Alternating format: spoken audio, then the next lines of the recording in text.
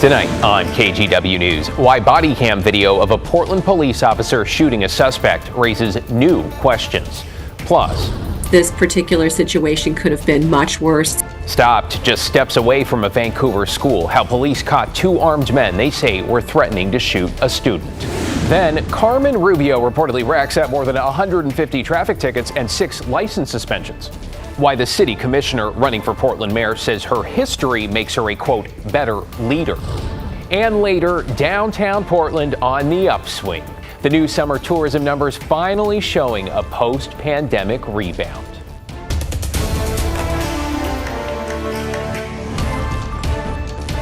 Hey, very good evening, everyone. Thanks so much for joining us. I'm David Molko. We begin at 11 with two 18-year-olds behind bars after police say they found the pair approaching Vancouver's Mountain View High with loaded guns. And as Catherine Cook reports, it appears this started with an online threat that everyone took seriously.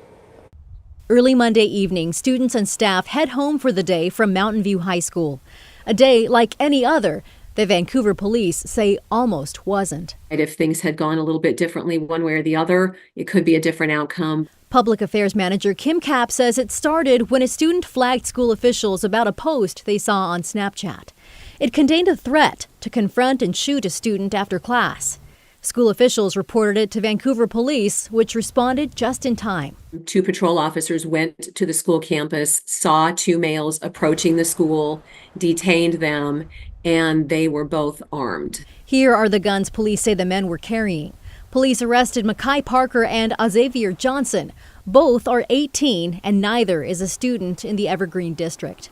In a letter to Mountain View families and staff, Principal Charles Anthony wrote, "We want to remind you that we encourage a watch and warn culture in our school in which concerns of this nature are brought to our staff immediately." I mean, it's very scary when you have these calls come in. Kapp says how everyone involved did their part in response likely saved lives. The officers were there at the right time, and the student did the right thing at the right time, and everyone is going home safe tonight.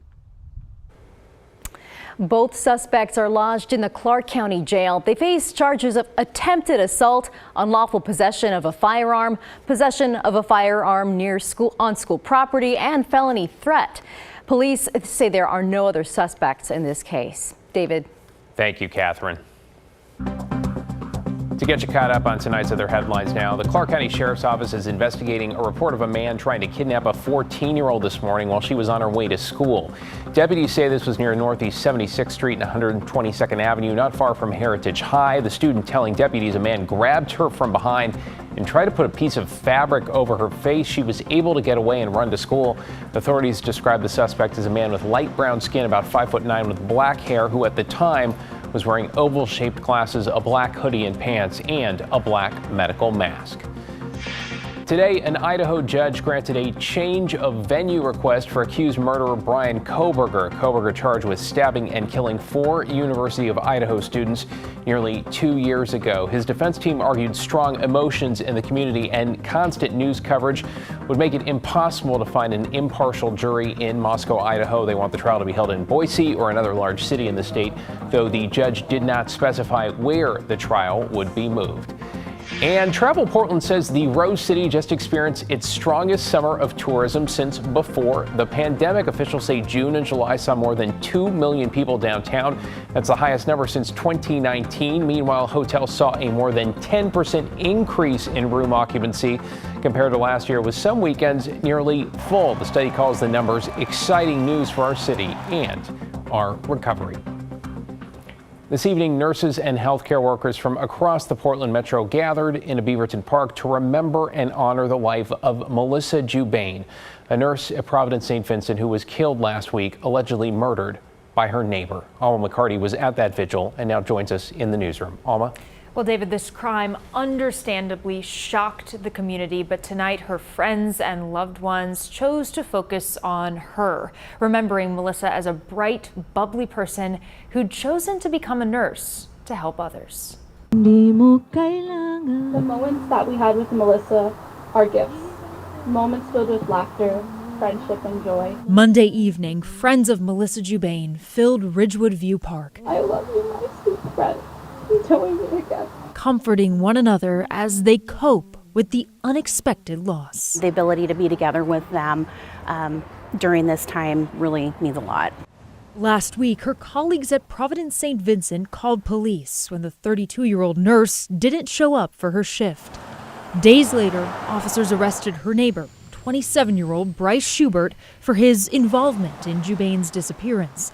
Then, after finding her remains, investigators charged him with second-degree murder. We call upon, our community authorities and justice system to ensure that those responsible for this heinous crime are held accountable. Mafe Chase, a fellow Providence nurse with the Philippine Nurses Association of Oregon and Washington, tells me Melissa Jubain won't be forgotten. I'm here in solidarity with the sad news of her murder. It brings closer to our heart because she's part of our community. I actually don't have words to say how impressed and heartfelt and touched I am to have all of these people here right now. Kathy Keene, another one of Jubain's co-workers, remembers her as smart, fun, and reliable, someone with a big heart who would build community and lasting friendships wherever she went.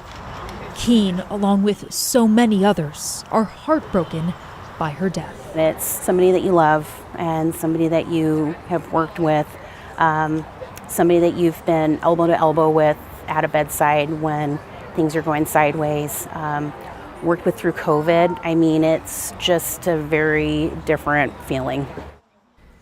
In addition to murder, the suspect, Schubert, is also charged with kidnapping and abuse of a corpse. He's being held in the Washington County Detention Center with no bail. David? Thank you, Alma. Appreciate your reporting tonight. This evening, we're also hearing from the mother of a Beaverton woman who drowned after falling off a boat over Labor Day weekend and into the Willamette. She says her daughter, 34-year-old Cortland Fricker, was sitting at the front of the boat with friends when it turned not far from Molalla River State Park, sending her over the side. Investigators say she did not resurface, and it's likely she was hit by the vessel. This past Friday, search crews found Fricker's body about half a mile away. And there were so many citizen volunteers that put their boats in the water to find my daughter. And there's just no words. There's not enough thanks that I can give these people for doing that. There just isn't. Claudia also described her daughter as a kind, caring person. The family held a celebration of life on Saturday.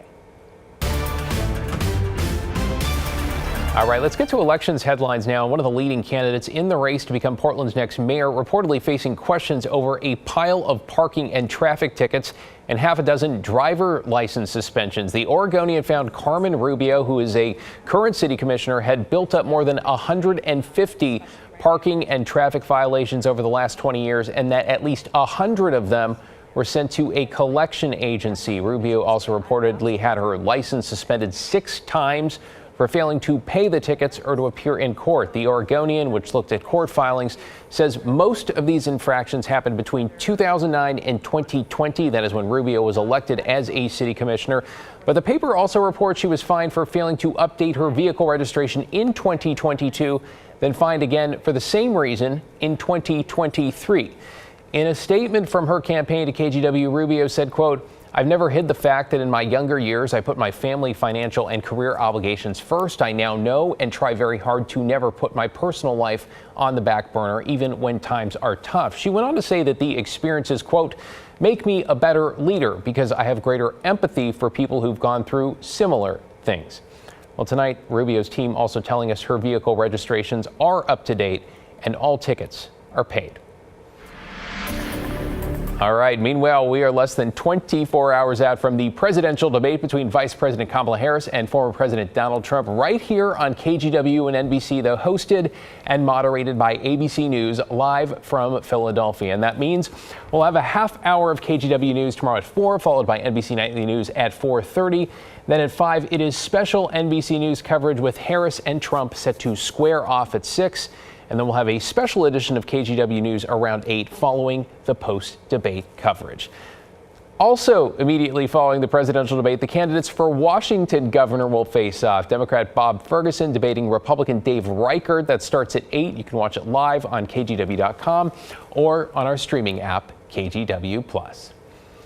And you, of course, are watching KGW News at 11. And for the first time since Portland police strapped on body cameras, we're getting a look at video from when officers shot a suspect. Straight ahead, why the images and lack thereof still raise a lot of questions. Plus, to ban or not to ban. An update from Washington researchers trying to figure out the impact of keeping phones out of the classroom. I'm Matt Safino. We started off the week with some cooler weather, but today was the warmest day of the week going forward. You see the clouds moving over Mount Hood. Still pleasant tomorrow, but we got rain in the forecast.